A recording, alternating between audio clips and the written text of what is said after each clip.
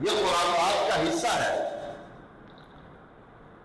انہی دنوں کے اندر آپ ایک نام عید غدیر کا بھی سنتے ہیں کہ ایک مخصوص طبقہ وہ عید غدیر کے نام پر ایک عید مناتا ہے۔ عید الاضحیٰ کے بعد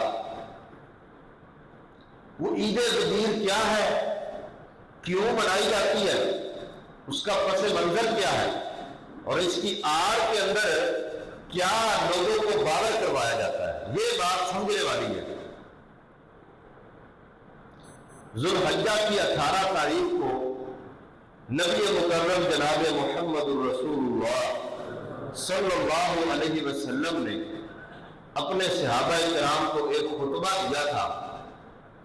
اس خطبے کا ایک خاص پس منظر ہے، ایک خاص محل ہے، اس کے مخاطبین خاص لوگ تھے، اور ایک خاص وجہ تھی اس بات کرنے کی، جس کو لے کر کچھ لوگوں نے حضرت علی رضی اللہ تعالی عنہ کی خلافت کے بارے میں بات کی اور دیگر صحابہ کرام پر تبرہ بھی کیا۔ صرف تبرہ نہیں، دیگر صحابہ کرام کو نعوذ باللہ ظالم فاسق فاجر ثابت کرنے کی بھی کوشش کی ہے، اور یہ باور کروایا کہ انہوں نے بہت بڑا جبر اور ظلم کیا، بڑی زیادتی کی، اور جناب علی رضی اللہ عنہ کے ہاتھوں سے خلافت چھین لی، اور خود اس پر قابض ہو گئے، اور اہل بیت پر ظلم کیا، اہل بیت کو تنگ کیا۔ یہ ساری باتیں ہم اکثر سنتے رہتے ہیں، جبکہ حقیقت اس کے بالکل برعکس ہے۔ کسی صحابی نے نبی علیہ السلام کے اہل بیت کو، آپ علیہ السلام کے گھر والوں کو، آپ کے خانوادے کو کوئی جان بوجھ کر پروگرام بنا کر کوئی تکلیف آج تک نہیں پہنچائی۔ کوئی بات قابل اعتبار یہ ثابت نہیں ہے کہ کسی صحابی نے نبی علیہ السلام کے خاندان کے بارے میں سب و شتم کا بازار گرم کیا ہو، ان پر ظلم و ستم کیا ہو، یا ان کے حقوق کو مارا ہو، یا ان کے حق کو غصب کیا ہو، چھینا ہو۔ یہ بات ثابت نہیں ہے، بس یہ کچھ تاریخی باتیں ہیں ہمارے معاشرے کے اندر مشہور کر دی جانے والی، اور ہم ان کو سن سن کے، وہ جھوٹ ہے نا، جھوٹ اس کو اتنی کثرت سے بولا گیا، اتنے زیادہ لوگوں نے بولا، اتنا زیادہ بولا کہ ہمیں وہ سچ گمان ہونے لگا، اور ہم نے سمجھا شاید یہ ایسے ہی ہے اور سچ یہی ہے۔ نبی علیہ السلام نے 10 ہجری کے اندر ایک لشکر یمن کی جانب قبیلہ مزہج کی طرف روانہ کیا، 300 گھوڑ سواروں پر مشتمل، اور ان کے امیر اور سردار جناب علی رضی اللہ تعالی عنہ کو بنایا۔ یہ سپہ سالار تھے، اس لشکر کے امیر تھے۔ جہادی ونگ گئی ہے، ایک جہادی مہم گئی ہے جہاد کے لیے، اور خود نبی علیہ السلام حج کی تیاری کر کے اپنے صحابہ کرام کو لے کر حج کی طرف نکل پڑے، یہ حجۃ الوداع کرنے کے لیے۔ جناب علی رضی اللہ تعالی عنہ یمن کے اس علاقے میں گئے، جہاد کیا، معمولی جھڑپ بھی اللہ نے مسلمانوں کے لشکر کو فتح عطا فرمائی، بہت سارا مال غنیمت کے طور پر ان کو ملا۔ اس قبیلے کے سرداران اسلام قبول کر کے مسلمانوں کے ساتھ مل گئے، سرنڈر کر دیا انہوں نے۔ کئی لوگوں نے اسلام قبول کر کے مسلمانوں کے ساتھ دینے کا اعلان کر دیا، مال اکٹھا ہو گیا۔ اب جناب علی رضی اللہ تعالی عنہ اپنے لشکر سمیت فتح یاب ہو کر واپس لوٹ رہے ہیں۔ راستے کے اندر ظاہر بات ہے جناب علی رضی اللہ تعالی اس لشکر کے سپہ سالار ہیں، امیر ہیں، مال غنیمت کی تقسیم، دیگر کئی ایک احکام جناب علی رضی اللہ عنہ کے حکم سے جاری ہوتے تھے، ان کی مرضی سے، اجازت سے جاری ہوتے تھے۔ حضرت علی رضی اللہ تعالی عنہ نے اس حاصل ہونے والے مال غنیمت کے 5 حصے کیے، اور 5واں حصہ جس کو خمس کہا جاتا ہے اس کو الگ کر لیا. وہ بیت المال کا حصہ ہوتا ہے، وہ نبی علیہ الصلوۃ والسلام کو جمع کروایا جاتا تھا. جو خمس ہے اس کا مصرف اللہ نے قرآن مجید کے اندر بیان فرمایا ہے کہ یہ اللہ اور اس کے رسول کا حق ہوتا ہے، ان کو جمع کروا دیا جاتا ہے. اللہ کے نبی جہاں مناسب سمجھے اس کو خرچ کریں. یہ خمس نکال کر باقی جو مال تھا وہ جناب علی رضی اللہ تعالی عنہ نے اس لشکر کے اندر مجاہدین کے اندر تقسیم کیا، اور خود ایک صحابی کو اس پورے لشکر کا جو واپس ہونے لگا ہے امیر بنا کر جلدی سے پیش قدمی کر کے نبی علیہ السلام کے ساتھ جا ملے تاکہ میں آپ کے ساتھ حج کر سکوں. ابو رافع رضی اللہ تعالی ایک صحابی ہیں، ان کو امیر مقرر کر دیا. جناب علی رضی اللہ تعالی انہوں نے احکام جاری کر دیے کہ جو صدقے کا اونٹ ہے ان کے اوپر سواری میں کی جائے گی. اسی طرح مال غنیمت کے اندر یمنی کپڑوں کے بہت سارے ڈھیر تھے. یمنی علاقے کا کپڑا بڑا اچھا تھا، معروف تھا، وہ بھی کافی سارا مال غنیمت میں حاصل ہوا. کہا اس کو بھی تقسیم نہ کیا جائے، اور اس طرح نبی علیہ الصلوۃ والسلام کے پاس جب پہنچ جائیں گے تو آپ علیہ الصلوۃ والسلام کے حکم سے یا اجازت سے ان کو تقسیم کیا جائے گا. بہرحال جب ابو رافع رضی اللہ عنہ امیر بنے تو لوگوں نے مطالبہ کیا کہ ہمیں 2 چادریں دے دی جائیں. اب ابو رافع بھی امیر ہیں، انہوں نے اپنی عمارت کا حق استعمال کرتے ہوئے اپنے جائز اختیارات کو دیکھتے ہوئے یہ مناسب سمجھا کہ میں اپنے ساتھیوں کے درمیان یہ چادریں تقسیم کر دوں. بہرحال انہوں نے وہ مال غنیمت جیسے انہوں نے کہا تقسیم کر دیا. جب یہ لشکر مکے کے قریب پہنچتا ہے جناب علی رضی اللہ عنہ باہر نکل کر ان کا استقبال کرتے ہیں، ملتے ہیں تاکہ اس لشکر کے پڑاؤ کا انتظام کیا جائے، کیونکہ نبی علیہ السلام کی جانب سے یہ ذمہ داری حضرت علی رضی اللہ عنہ کو سونپی گئی تھی مکمل طور پر. جب جناب علی رضی اللہ عنہ نے دیکھا کہ یہ لوگ تو 2 نئی چادروں کے اندر ملبوس ہیں تو ان کو پہچان ہو گئی یہ خمس کی چادریں ہیں جو انہوں نے اپنے اوپر اوڑھ رکھی ہیں.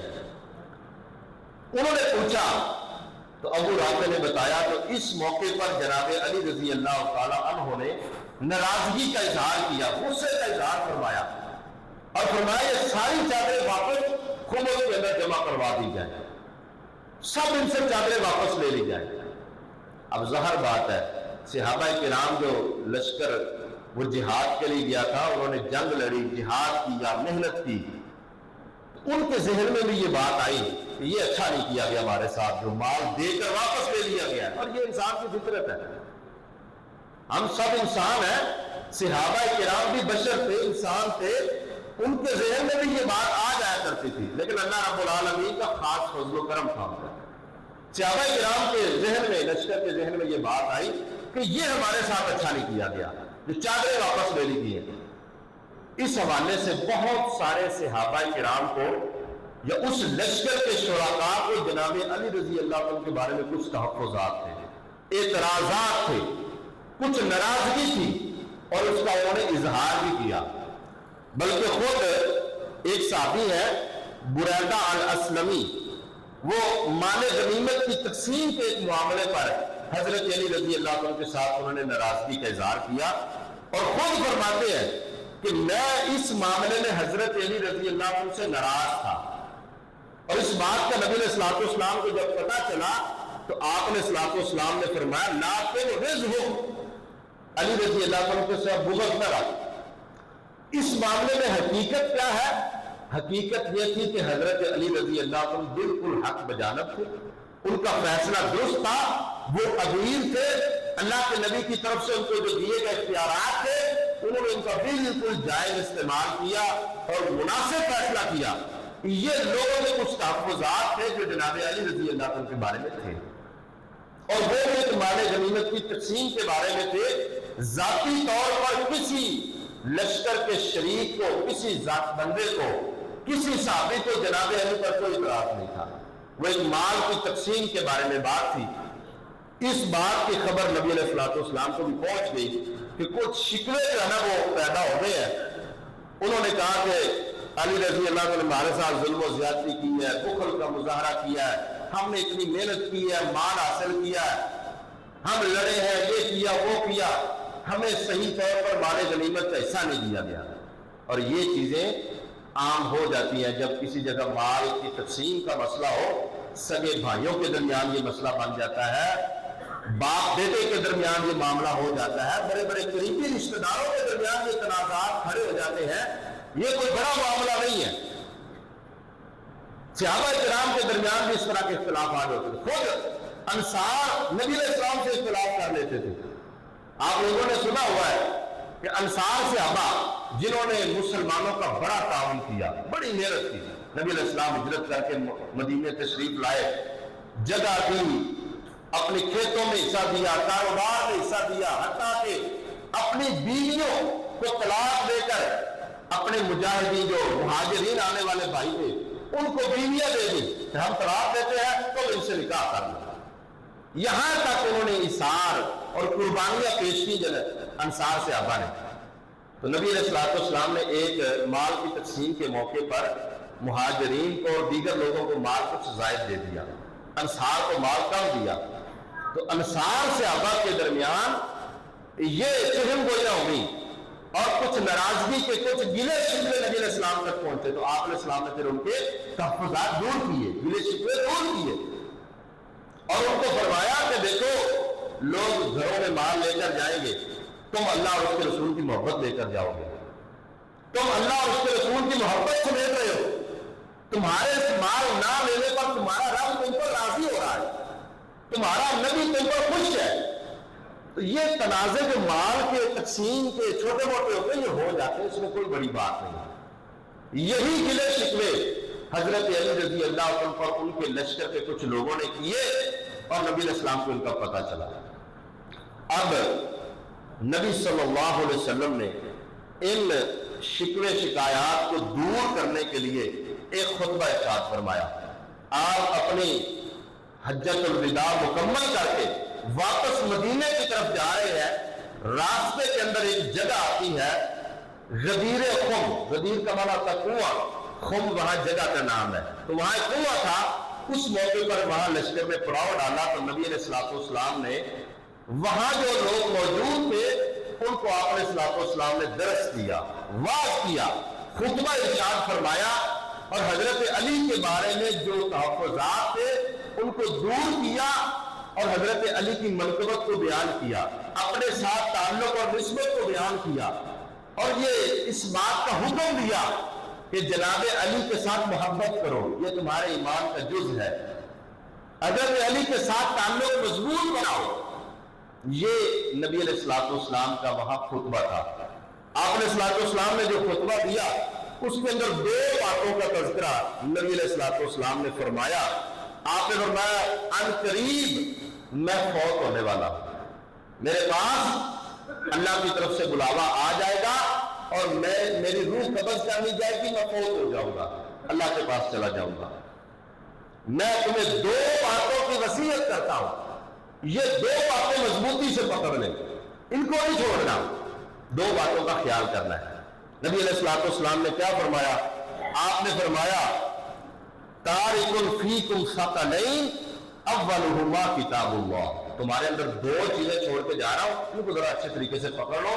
ان میں سے پہلی چیز ہے اللہ کی کتاب قرآن مجید، قرآن مجید کے ساتھ تمسک مضبوط کر لو، قرآن مجید کو مضبوطی سے پکڑ لو، اس کتاب کو پڑھو، اس کتاب کو سمجھو، اپنی زندگیوں کے اندر اپلائی کرو، اس کتاب پر عمل کرو، اللہ تمہیں کامیاب کر دے گا، اللہ تمہیں دنیا کی کامیابیاں آخرت کی کامیابیاں نصیب فرمائے گا۔ اس کو ذرا مضبوطی سے پکڑنا ہے، خذوا بکتاب اللہ واستمسکوا بہ، بڑی مضبوطی سے پکڑو۔ فحث علی کتاب اللہ ورغب فیہ، نبی علیہ السلام نے لوگوں کو کتاب اللہ قرآن مجید کے ساتھ ترغیب دلائی، جوڑنے کے فضائل بیان کیے، مطلب نبی علیہ السلام نے لوگوں کو قرآن مجید کو مضبوطی سے پکڑنے کا درس دیا۔ دوسرے نمبر پر فرمایا ثم قال واہل بیتی، فرمایا دوسری جو چیز ہے وہ میرے اہل بیت ہیں، میرے گھر والے ہیں، میرے خاندان والے ہیں، میرے اہل بیت، ان کو مضبوطی سے پکڑنا، ان کے ساتھ اپنے تعلق قائم رکھنا، ان کو نہ چھوڑنا، ان کا خیال کرنا، بلکہ 3 مرتبہ نبی علیہ الصلوۃ والسلام نے فرمایا اذکرکم اللہ فی اہل بیتی، میں تمہیں اللہ کی یاد دلاتا ہوں اپنے اہل بیت کے بارے میں، اللہ کی یاد دلاتا ہوں، اللہ کی یاد دلاتا ہوں کہ میرے اہل بیت کے بارے میں اللہ سے ڈر کے رہنا، میرے اہل بیت کو تکلیف نہ پہنچانا، میرے اہل بیت کو بلا وجہ تنگ نہ کرنا، میرے اہل بیت کے ساتھ تعلق اپنا مضبوط رکھنا۔ نبی علیہ السلام نے خطبہ یہ ارشاد فرمایا۔ اس خطبے کے کچھ الفاظ آگے اور بھی ہیں جن کے اندر اہل بیت میں سے خاص طور پر جناب علی کا تذکرہ نبی علیہ السلام نے فرمایا۔ آپ علیہ السلام نے حضرت علی کا ہاتھ پکڑا اور پکڑتے ہوئے فرمایا ان اللہ مولایا، اللہ تعالیٰ میرا دوست ہے، وَأَنَا وَلِيُّ كُلِّ مُؤْمِنٍ، اور میں ہر مومن کا دوست ہوں۔ اللہ تعالیٰ کے ساتھ میرا تعلق ہے، میری دوستی ہے، اور ہر مومن، ہر صاحب ایمان کے ساتھ بھی میری دوستی ہے، میرا تعلق ہے، میں ہر صاحب ایمان کا دوست ہوں۔ اور فرمایا ثم اخذ بید علی، نبی علیہ السلام نے جناب علی کا ہاتھ پکڑا اور صحابہ کے سامنے کھڑے ہو کر فرمایا من کنت ولیہ فہذا ولیہ، جس کا میں دوست ہوں یہ علی اس کا دوست ہے۔ کیا مطلب؟ علی کے ساتھ دوستی رکھنا میری دوستی کو مستلزم ہے۔ وہ بندہ صحیح طور پر مومن ہے جو بندہ جناب علی کے ساتھ دوستی رکھتا ہے، جو ان کے ساتھ محبت رکھتا ہے، جو ان کے ساتھ پیار کرتا ہے، جناب علی کو اپنا محبوب مانتا ہے، دلی طور پر ان سے محبت اور انسیت رکھتا ہے، وہ مومن ہے۔ اور پھر دعا فرمائی اللہم والِ من والاہ، اے اللہ جو علی کے ساتھ دوستی رکھے، والہ تو اس کے ساتھ دوستی رکھ، تو اس کو اپنا محبوب بنا لے، وآد من آدہ، اور جو علی کے ساتھ دشمنی رکھے تو اس کا دشمن بن جا۔ یہاں یہ نبی صلی اللہ علیہ وسلم نے اہل بیت کے بارے میں اور جناب علی کے بارے میں یہ بات ارشاد فرمائی۔ یہ آپ نے خطبہ دیا، اب آپ لوگوں نے یہ خطبہ سن لیا ہے، میں نے آپ کے سامنے عبارت بھی پڑھی اور اس کا ترجمہ بھی کیا ہے۔ اس میں کسی جگہ نبی علیہ السلام نے یہ فرمایا ہے کہ میرے بعد خلیفہ بلا فصل حضرت علی ہوں گے۔ کسی لفظ کا ترجمہ اگر میں نے کوئی گڑبڑ کر دی ہے تو آپ کسی معتبر بندے سے کروا لیں جس پر آپ کو پورا اعتماد ہے کہ یہ عربی سے ہی جانتا ہے، ترجمہ کرنے والا ہے۔ کوئی ایک ایسا لفظ اس خطبے کا دکھائے جس کا ترجمہ یہ ہو کہ یہ علی کھڑا ہے، میرے بعد خلیفہ بلا فصل ہے، سب لوگ اس کی خلافت کو تسلیم کر لو، میرے بعد میں نے اس کو نامزد کر دیا ہے، کوئی بندہ اس کے ساتھ جو ہے نا وہ اس سے پیچھے نہ ہٹے۔ ایک لفظ بھی ایسا نہیں ہے۔ اب 2 باتیں نبی صلی اللہ علیہ وسلم نے ارشاد فرمائی ہے کہ ایک کتاب اللہ کو مضبوطی سے پکڑنا ہے، دوسرا میرے اہل بیت کا خیال کرنا، اور خاص طور پر جو علی کے بارے میں تمہارا ذہن خراب ہو گیا نا، جو تم نے اپنے ذہن کے اندر وہ اعتراضات یا تحفظات لے کر بیٹھے ہوئے ہو، ان کو ختم کر دو، دور کر دو، علی کے ساتھ دوستی رکھو، اس کے دوست بن جاؤ۔ یہ جو بغض ہے یا جو بیچ میں کوئی اعتراض ہے، اشکال ہے یا شیطانی خیال اور وسوسہ ہے، اس کو ختم کر دو۔ آپ نے صلاۃ والسلام نے ایک خاص موقع پر، ایک خاص پس منظر کے ساتھ خاص لوگوں کو مخاطب ہو کر یہ اس لیے فرمایا تھا تاکہ وہ جو لشکر کے شرکاء کے دلوں میں تحفظات پیدا ہو گئے وہ ختم ہو جائے۔ یہ آپ نے صلاۃ والسلام کا جو ہے وہ مقصد تھا۔ اب یہاں یہ کہتے جانا